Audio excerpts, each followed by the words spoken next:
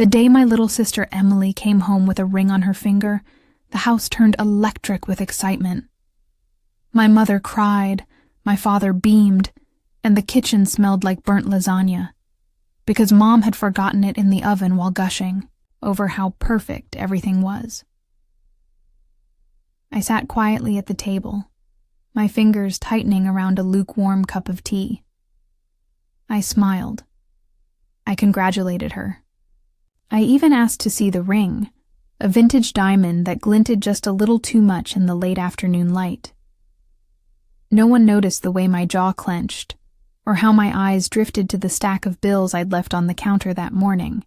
Tuition, fees, rent, and the final invoice for my GRE prep course, paid in full. By me. My name is Liana, 26, full-time pharmacy tech, part-time student. I've been saving for years to finish school without debt. I lived lean. I skipped trips. I walked instead of Ubering. Every dollar mattered, and I made sure to lock my savings account with a 6-digit PIN only I knew. At least, I thought I had. The first crack came 2 weeks later. I'd stopped by the bank on my way to class, planning to move $1,500 to my checking for tuition. The teller tapped at her keyboard, then frowned. "There's only 384 22s in your savings, ma'am." I blinked. "That's not possible. I had—" She turned the screen toward me. 3 large withdrawals. Cleared. Authorized. Transferred. I couldn't breathe. "No, I didn't approve those." "You'll need to file a fraud report," she said, not unkindly. "But these were moved to a joint account under the name Annette Wilder, my mother. That night, dinner was chicken piccata and betrayal. Why is my savings account empty?" I asked the moment I walked in. Dad was watching TV. Mom was chopping parsley. Emily sat at the island, scrolling Pinterest for centerpiece ideas. Mom didn't even look up. "Sweetheart, calm down. It's not gone. It's just been used." "For what?" Silence. Then Emily looked up, grinning like a kid in a candy store. "The down payment for the venue. Isn't it stunning? We booked the Rosemont estate." My legs wobbled. "You used my savings for her wedding?" Mom finally turned. "Liana, please, don't be so dramatic. You know we don't have that kind of money lying around. You're always so good with your finances. We thought you'd understand." "You thought I'd be okay with you stealing $10,000? "Watch your tone," Dad said sharply from the couch. "We're a family. We help each other." "No," I whispered, heart pounding. "You help Emily. Always." Emily crossed her arms, clearly annoyed. "You act like this is some giant tragedy. You still live here for free." I stared at her. "I buy my own groceries. I pay your Wi-Fi bill." "So you didn't want me to have a nice wedding?"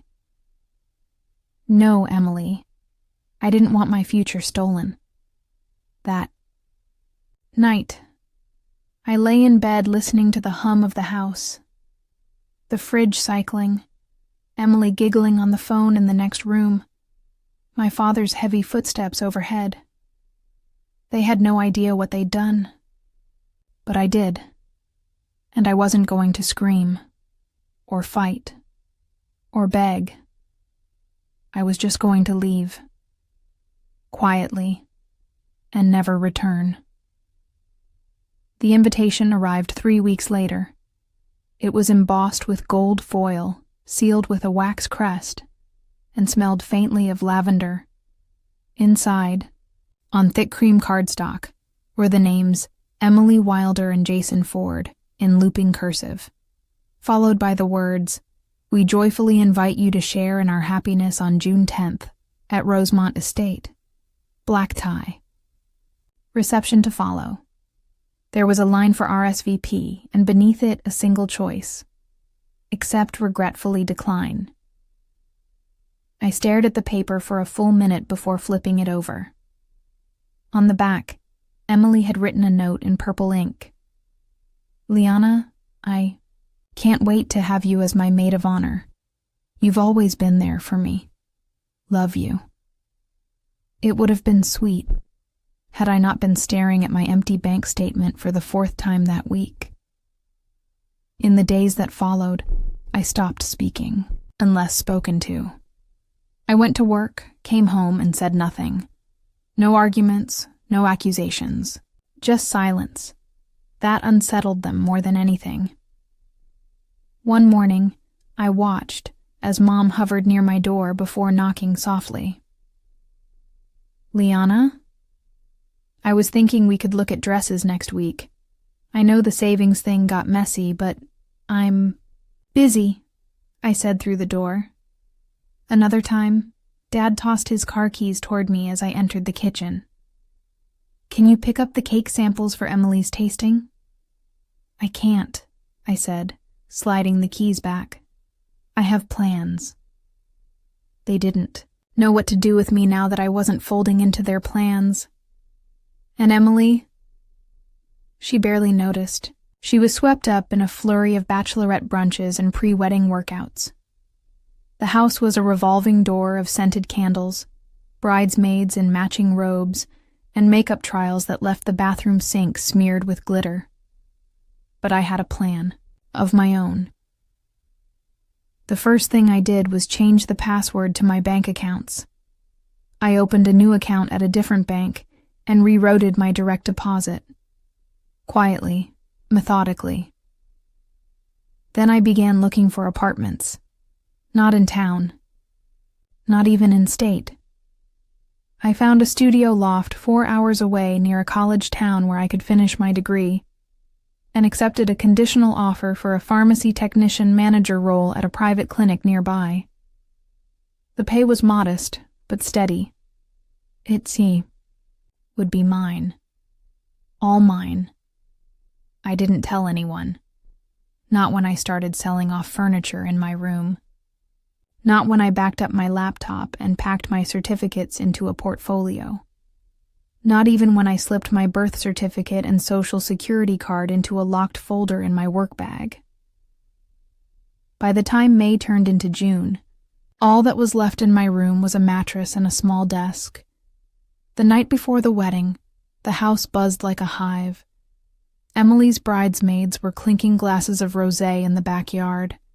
Fairy lights blinked along the fence line. Mom was slicing strawberries in the kitchen for breakfast, photo ops, while Dad was polishing his shoes.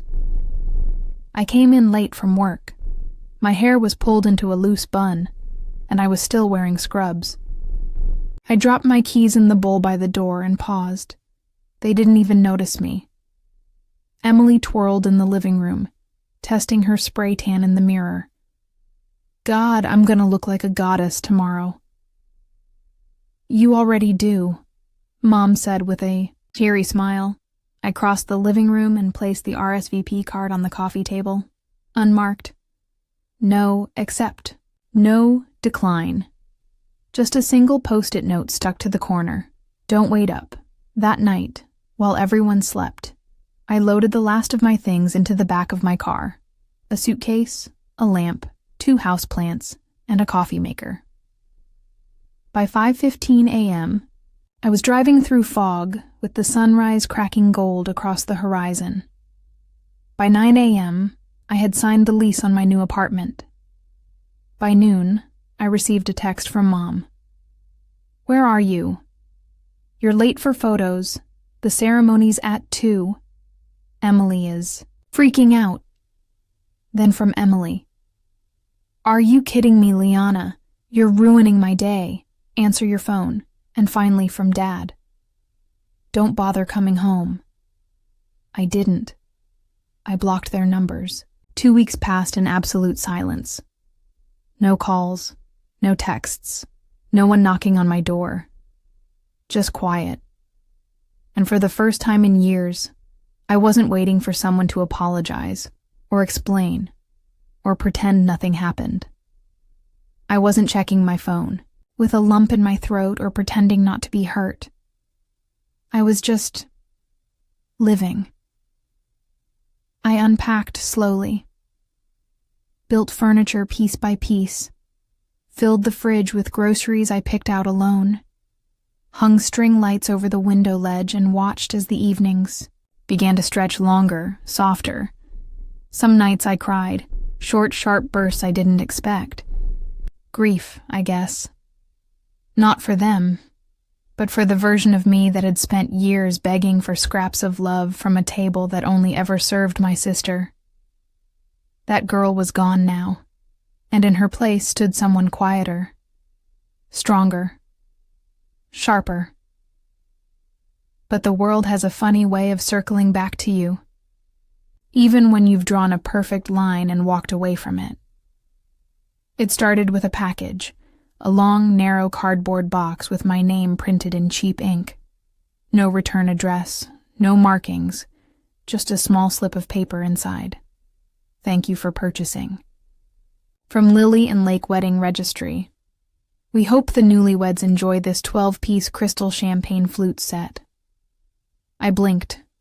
Underneath the note was an invoice, paid in full, charged to my name, my old email, my old billing address. I hadn't bought anything. By the end of the week, 2 more boxes showed up.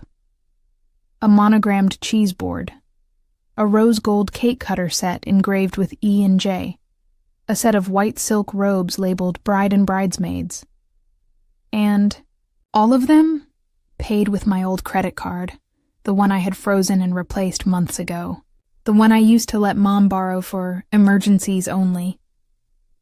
A mistake I never made again. I called the credit card company. They confirmed someone had used an old stored login to process the registry charges. Dozens of them, totaling over $2,400 most, were already shipped. A few were still pending. I opened the registry link. There it was. A long, curated list of items for Emily and Jason Ford. And the buyer listed next to most of them, Liana Wilder. I didn't scream. I didn't call. I took screenshots. Every item, every charge, every IP address. Then I called the card company, again flagged the purchases, and filed a fraud claim. The agent was sympathetic. It looks like they used a shared computer or browser session. These were likely auto-filled. I already knew that. I had a folder on my old laptop back home. One Emily always borrowed to check Pinterest or order shoes real quick. I never logged out of anything back then. I'd trusted them, but I had something they hadn't counted on. Patience. 3 days later, I emailed the registry support team under a new alias. I asked to confirm a large return and refund request for the Emily and Jason account. I even included the screenshots of all the fraudulent activity in my credit card fraud claim report. Then I used their own tool to trigger a registry-wide hold. Every pending order? Canceled. Every fulfilled item? Flagged for pickup or return. Registry status? Frozen due to payment disputes. A few minutes later, I got an auto reply. Thank you for your report. A team member will review this case within 3 to 5 business days. In the meantime, the couple has been notified of a pending fraud investigation. I smiled. The next day, I received a voicemail from a number I didn't recognize. It was Emily. Her voice was cold, tight. I don't know what you did, but the registry is locked and people are asking questions. You're being incredibly immature. Just fix it, Liana. Stop acting like some victim. You weren't even part of the wedding. Why are you making it about you? Click. No apology, no acknowledgement. Just entitlement, served with a side of blame. It didn't matter, because I was just getting started. The registry incident blew through the newlyweds' circle like a quiet storm. No lightning, no thunder, just damage. I kept my phone on silent that weekend. I didn't need to hear the voicemails piling up or skim through Emily's passive-aggressive Instagram stories. I'd already blocked most of their accounts, but she'd created a second one. A close friend's story for her, real audience. She posted cryptic quotes about jealousy, screenshots of her amazing wedding gifts with captions like, "Too bad not everyone is happy for us." Even a selfie with Jason and the caption, "Some people just can't stand to see others loved." I rolled my eyes. And then, on Monday afternoon, something strange happened. I got a text from Claire, one of Emily's old friends from high school. She'd been one of the bridesmaids.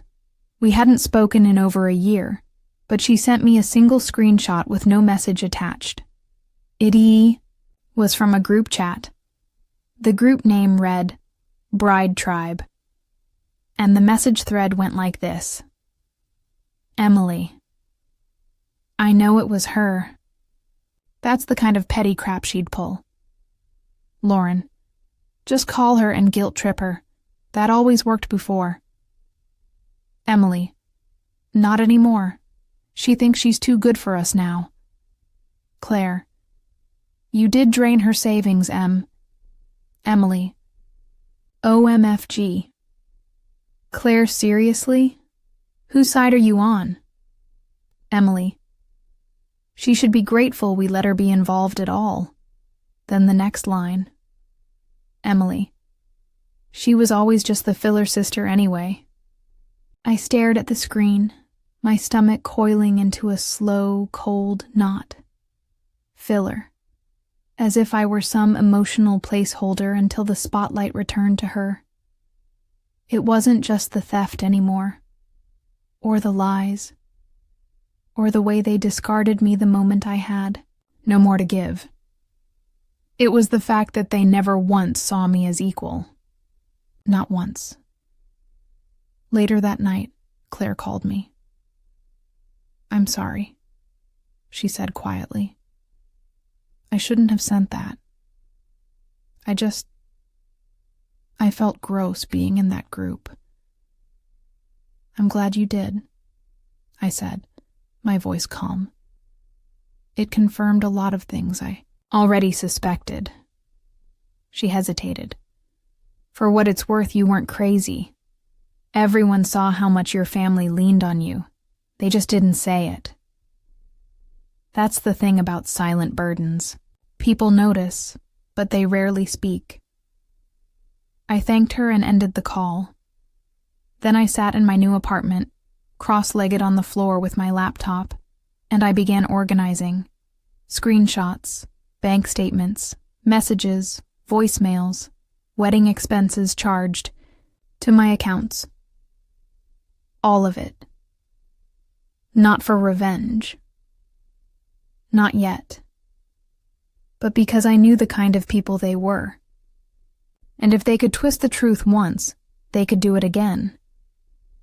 Better to have the receipts before they tried to rewrite history. A week passed, then another, and then I got the email. Subject: Urgent reimbursement request. From Annette.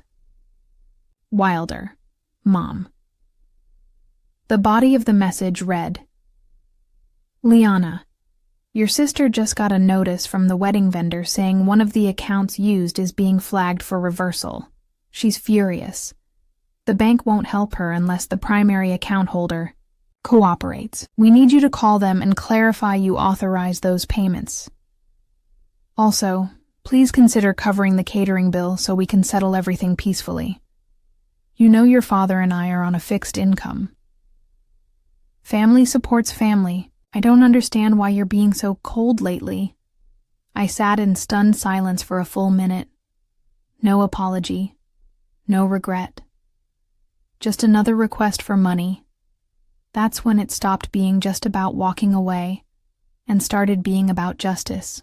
I didn't respond to the email. I didn't call. I didn't even finish reading it the second time. I just closed the browser and let it sit.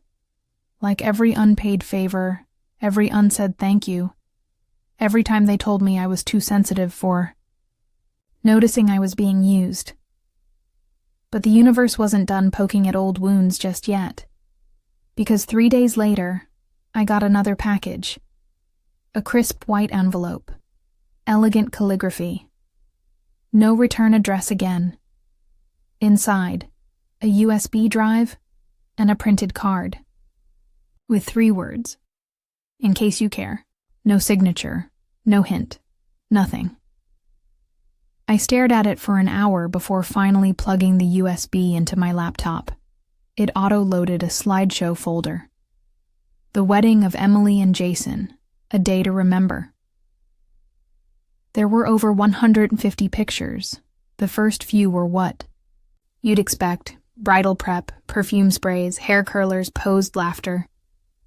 Emily grinning in a satin robe, her hand dramatically on her heart, as if the day was too beautiful for her to bear.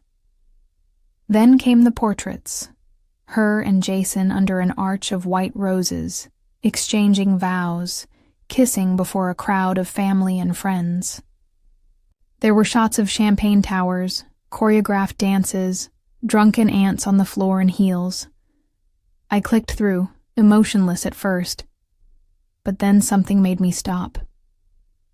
Photo 94, a wide shot of the entire bridal party, and in the center, an empty space. A gap in the front row where a maid of honor should have stood. My name had been printed on the program, but I wasn't in the picture. They didn't replace me. They just left the space.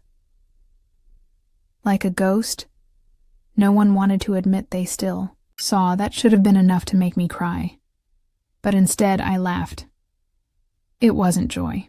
Not quite bitterness either.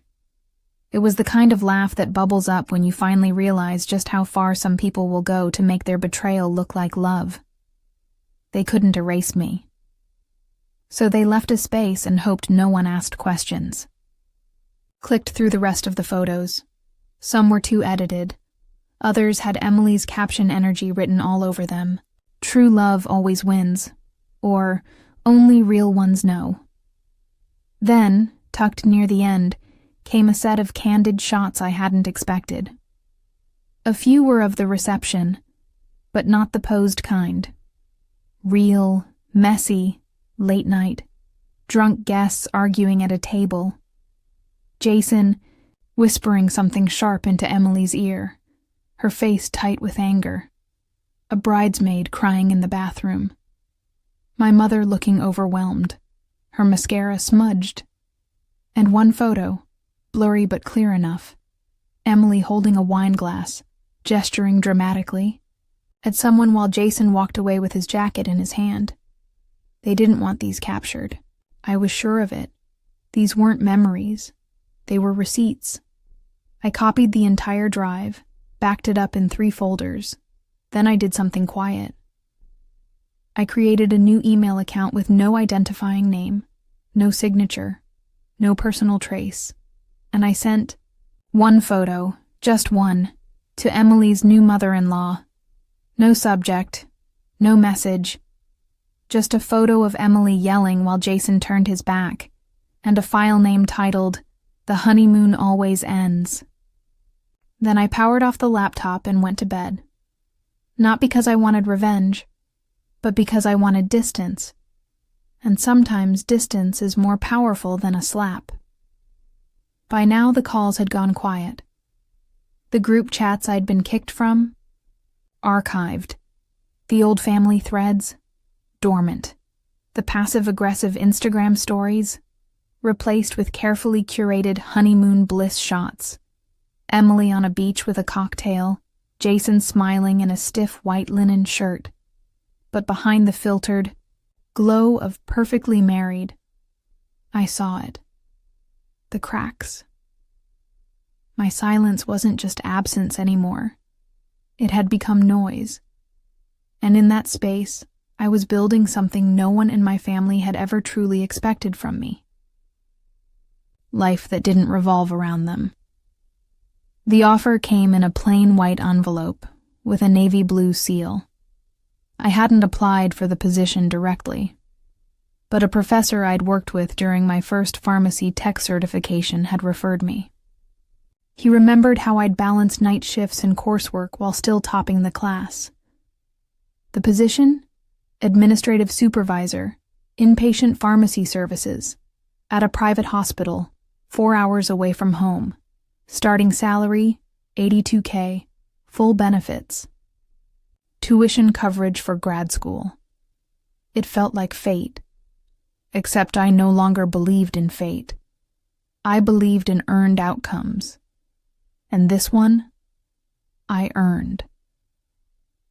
There was just one issue.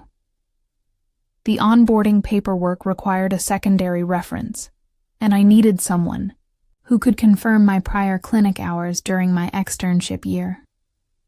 That had been handled through a family connection at the time, Aunt Renee, my mother's older sister.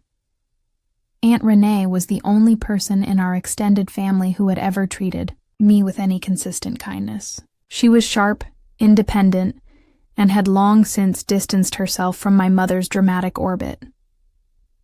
I hesitated, then called.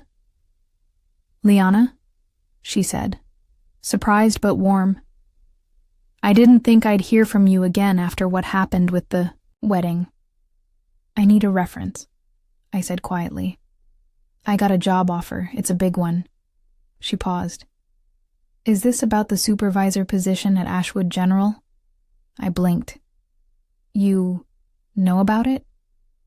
"I recommended you," she said. "I heard what your mother did, and I've known for a long time how much you've been carrying." The breath caught in my chest. "You don't owe them silence anymore, sweetheart," she added. "That's not loyalty. That's servitude." I didn't know how to respond to that, so I didn't. I just swallowed the knot rising in my throat and thanked her. I signed the offer letter that night, not out of spite, not as a message, but as a marker, a flag planted in new ground. But Emily couldn't leave things alone. A week after, I posted a subtle announcement on LinkedIn about my new role.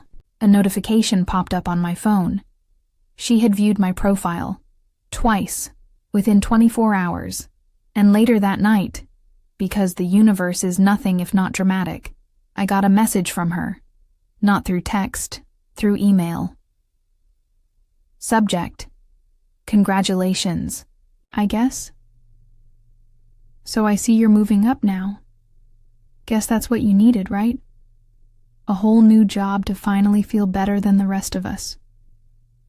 You know, Jason's been saying how weird it is you're still obsessing over the past. We're doing fine, by the way. In case you were wondering, enjoy the hospital job. Don't forget where you came from, though." EI didn't respond. I didn't need to, because Emily thought she'd won the game of appearances. But what she hadn't realized was this. I stopped playing a long time ago. It arrived on cream cardstock, again. My name, handwritten in delicate script, was spelled perfectly on the front of the envelope. Inside, an invitation. "You are invited to a family dinner at the Wilder residence. Saturday, 6:01 p.m. Come reconnect. Life is too short for distance. Love, Mom and Dad."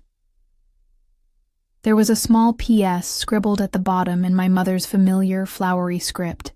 Emily's bringing news. It would mean a lot if we could all be in the same room again. Please come home. Home. They still called it that. Like I hadn't been sleeping on the floor while they bought crystal glasses for Emily. Like I hadn't walked out with everything I owned stuffed in my back seat. Like they hadn't told me. Word for word. Don't bother coming back. I sat with the invitation in my lap for almost an hour, staring at it, feeling nothing and everything at once. Had they finally realized what they'd done?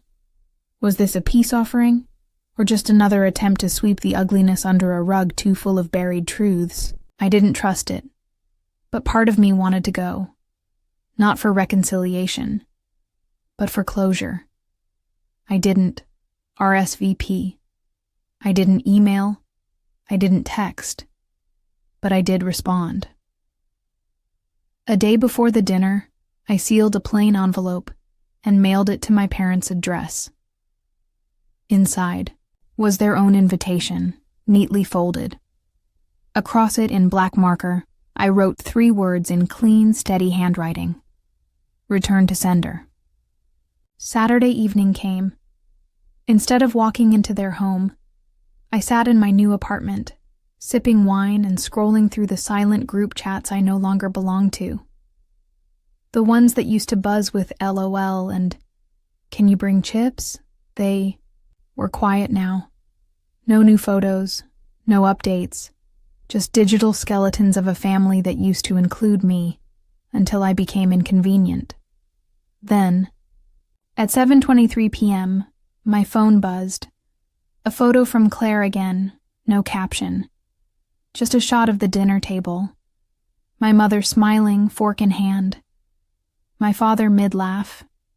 Emily and Jason on one side of the table, arms linked, and on the other side, right in the center, an empty chair, mine. Not filled, not ignored, left deliberately open, like a statement, like bait. The next message came 5 minutes later, from my mother. We missed you tonight. Emily shared her news. She's pregnant. I hope one day you'll want to be part of this family again. Your absence was felt. I stared at the screen until it went dark. Pregnant. Of course. Another celebration. Another round of family joy. And another expectation for me to put the past aside, come running, and smile for the camera like nothing ever happened. But this time, I had nothing left to give. I powered off the phone, got up, and opened the sliding glass door to my small balcony. The wind was crisp. The lights of the city below sparkled like soft gold. Somewhere behind me, a new life was beginning.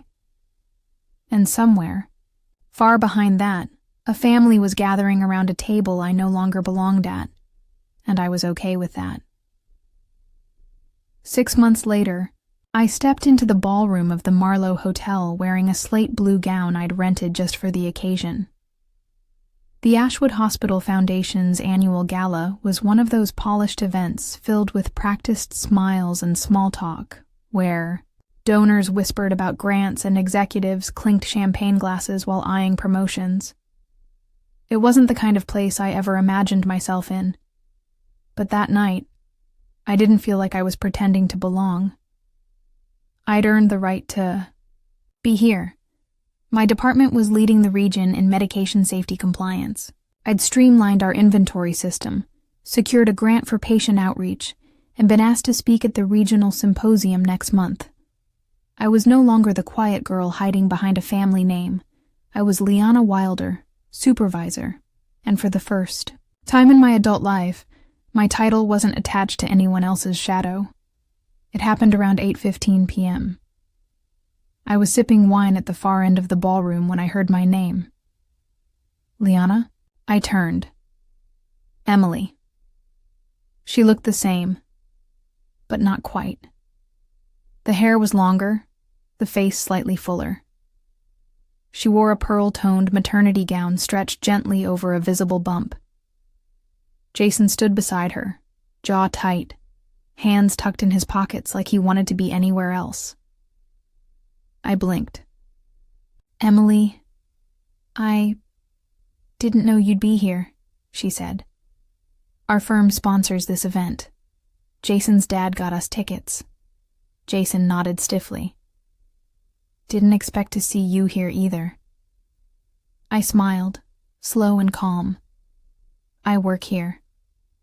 Emily's eyes flicked to my badge, then to my dress, then back to my face. There was no hug, no apology, just a breathy, "Wow."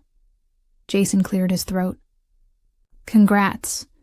You really moved up." "Thanks." An awkward silence followed. Then Emily spoke.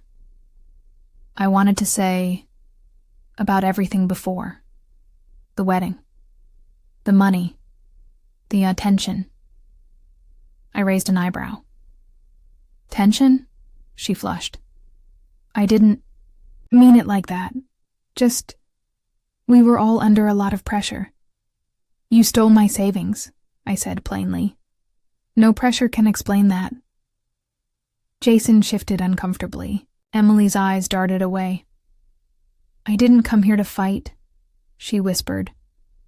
"I just wanted you to know I'm sorry. I mean, things didn't exactly go like I thought they would." I tilted my head. "What happened?" She hesitated, then shrugged. "Mom's been hovering. Dad barely comes home. Jason's work hours changed. The baby's been rough.